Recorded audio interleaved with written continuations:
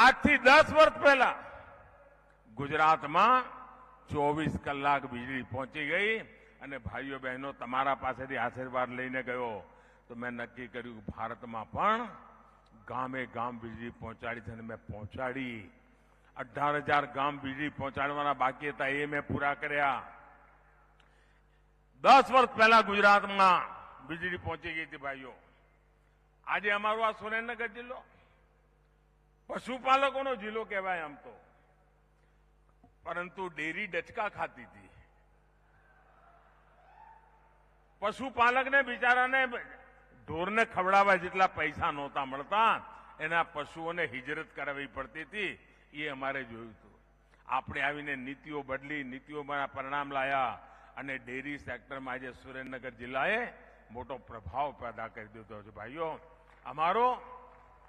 અમારું dairy sector આજે સુરેન્દ્રનગર જિલ્લાની અંદર વધી રહ્યું છે આગળ પ્રગતિ કરી રહ્યું છે એ પણ આપણે જોઈ રહ્યા છે ભાઈ અને એનો પ્રભાવ પણ સારો પડ્યો છે આજે લગભગ દરેક મંડળીમાં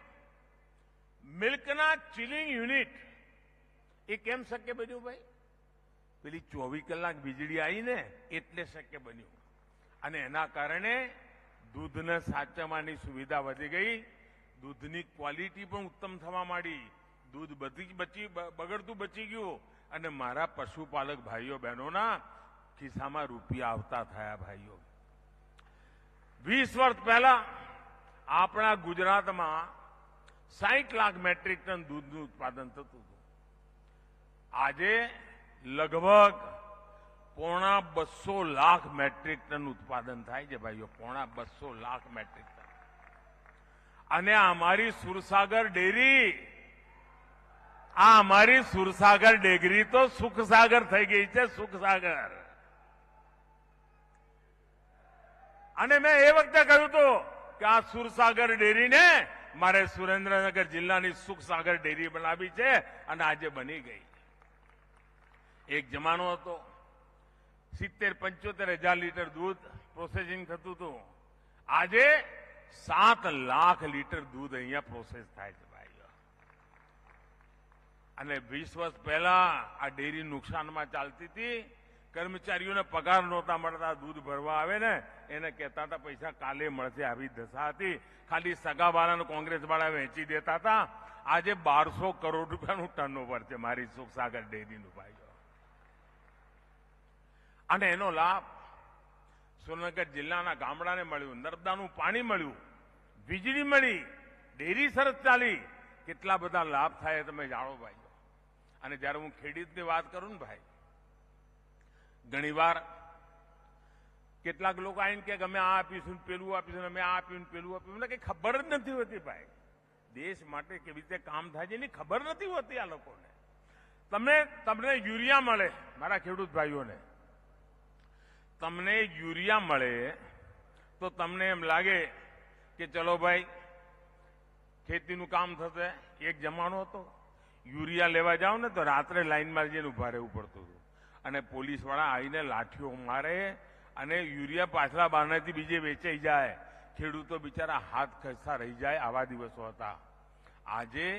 યુરિયા સમય પર પહોંચે ખેડૂતોને પર્યાપ્ત યુરિયા મળે એના માટેની આપણે સુનિશ્ચિત ચિંતા કરતા હોઈએ છીએ પણ એની સાથે મોટી વાત એ છે મારા ખેડૂત ભાઈઓને વાત પહોંચાડજો ભાઈઓ પહોંચાડજો તમે એમને હાથ ઊંચા કરીને કહો તો કહું પહોંચાડશો યુરિયા આપણા દેશમાં નથી બનતું આપણે બહારથી લાવવું પડે છે વિદેશમાંથી લાવવું પડે છે અને આ લડાઈઓના કારણે આજે યુરિયાની થેલી એક થેલી આપણે 2000 રૂપિયામાં લાવીએ છીએ કેટલામાં જરા જોરથી બોલો ને કેટલામાં લાવીએ છીએ એક યુરિયાની થેલી કેટલામાં લાવીએ છીએ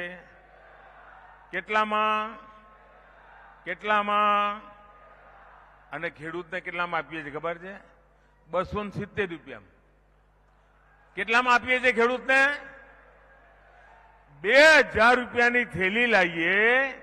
અને એક ખેડૂતને 270 રૂપિયામાં આપીએ છીએ આ બધો જે બોજ છે ને લાખો રૂપિયાનો